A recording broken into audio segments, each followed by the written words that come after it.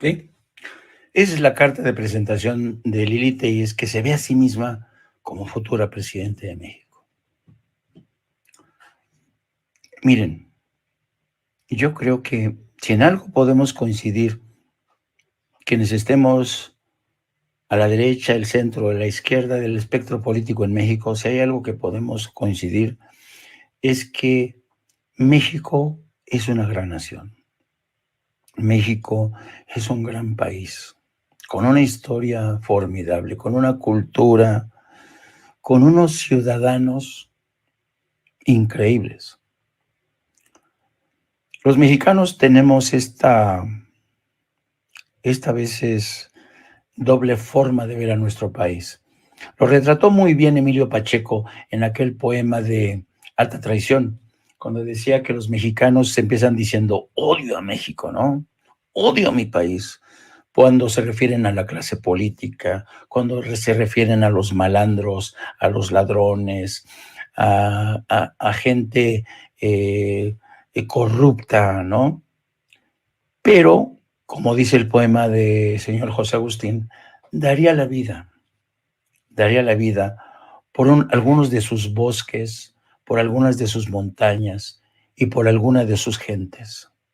Porque México, a pesar de esta campaña nauseabunda que manejan sobre todo en Televisa, que se la pasan todo el día con notas amarillistas de secuestros, de balazos, de incendios, tenemos un gran país. Un gran país. Tenemos ciudadanos que se levantan todos los días a trabajar, que se esfuerzan por darle a sus hijos un futuro mejor. Y por primera vez tenemos un presidente, un gobierno que está a la altura de nuestras expectativas como ciudadanos. Ciudadanos que durante mucho tiempo nos convertimos prácticamente en objetos, ¿eh?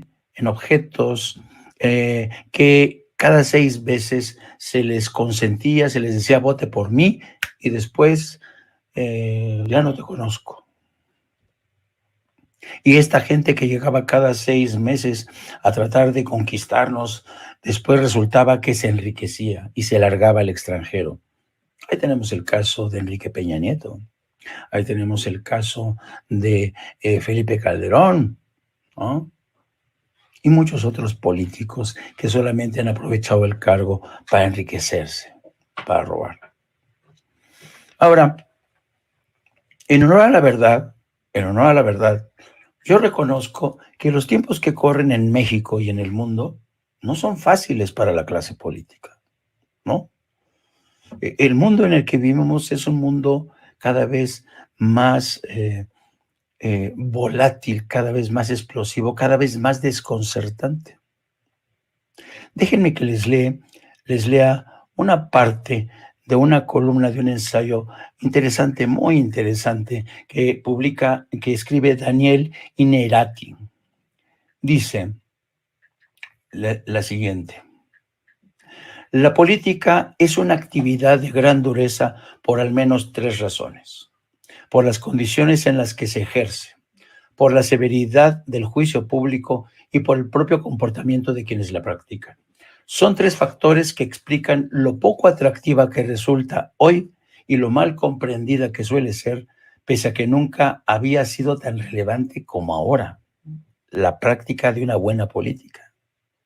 La primera causa de esta dureza es el entorno de la incertidumbre en que se realiza, la incertidumbre que nos rodea. Nadie lo ha dicho mejor que Jerome Rabetz. Las condiciones bajo las que se ejerce actualmente la política pueden resumirse diciendo que los hechos son inciertos, los valores están en discusión, lo que está en juego es importante y las decisiones son urgentes. Tomar decisiones en esas circunstancias equivale a exponerse al error, como tal vez pocos oficios. Esto explica el hecho de que la política esté funcionando como una trituradora de líderes, a los que no se les perdona con facilidad las equivocaciones. Apenas se les concede una segunda oportunidad y con frecuencia abandonan una batalla que les exige demasiados sacrificios personales. Es verdad. Los políticos de hoy están sometidos a un entorno en el que si no tienen el mínimo sentido común, la mínima inteligencia, son triturados en cuestión de segundos. Un ejemplo es Jacinda Ardern, la primera ministra de Nueva Zelanda, que hace poco se vio obligada a renunciar, a pesar de que era una estupenda política, porque era un entorno insufrible, insoportable. Hoy los ciudadanos exigen y esperan más de los políticos. Y aquí vuelvo a insistir, parece que soy un publicitario, un propagandista de Andrés Manuel López Obrador, pero no lo soy. Yo no digo que Andrés Manuel López Obrador sea un hombre perfecto, es un hombre con todas sus imperfecciones, pero créanme, pocas veces hemos tenido un presidente que ha tenido la inteligencia política y la visión para encarar problemas tan graves como fue la pandemia, problemas tan urgentes como encarar los retos, los desafíos que planteó Donald Trump en su presidencia, tratando de convertirnos en una extensión de su patrulla fronteriza, que en cierta medida lo consiguió, para que México se convirtiera en un país de contención de migrantes. Eso es algo, una de las decisiones que quizá fue una de las decisiones más difíciles que tomó el presidente de México, pero a cambio de eso evitó que México sufriera a presiones arancelarias que nos hubieran puesto realmente contra las cuerdas. Y otro de los aspectos que tiene desde mi punto de vista a su favor es Andrés Manuel López Obrador, es que es un presidente que a nivel internacional, sobre todo desde América Latina, se le considera un político con visión, un político, un estadista de altura, que sabe muy bien hacia dónde llevar a su país y sobre todo a su pueblo. Sí, ese pueblo que la derecha dice que no existe, ese pueblo que consideran idiota, inculto, ese pueblo es el que respalda a Andrés Manuel, porque el pueblo sabe que Andrés Manuel no lo va a traicionar al pueblo.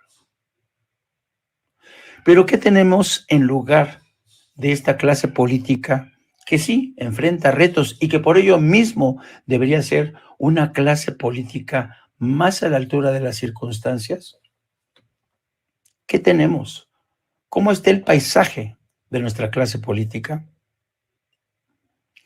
Vamos a poner el video siguiente para que vean qué clase de políticos tenemos. No sé qué tienen que preguntarle, qué tienen que pedirle. Un poquito abajo. Cámara Carballo. El secretario de Gobernación es una vergüenza. El secretario de Gobernación debe darle la cara al pueblo de México. El secretario de Gobernación debe hablar enfrente de los medios de comunicación, de las redes sociales. Lo que está viviendo México es terrible. 40 personas fueron asesinadas y el responsable de migración está aquí, oculto, solamente hablando con Morena y sus aliados en lugar de hablarle al pueblo de México. Es increíble que no podamos definir los nombramientos del INAI y hoy el INAI está paralizado. Por eso venimos a decirle al secretario de Gobernación, da la cara. Exigimos una comparecencia pública.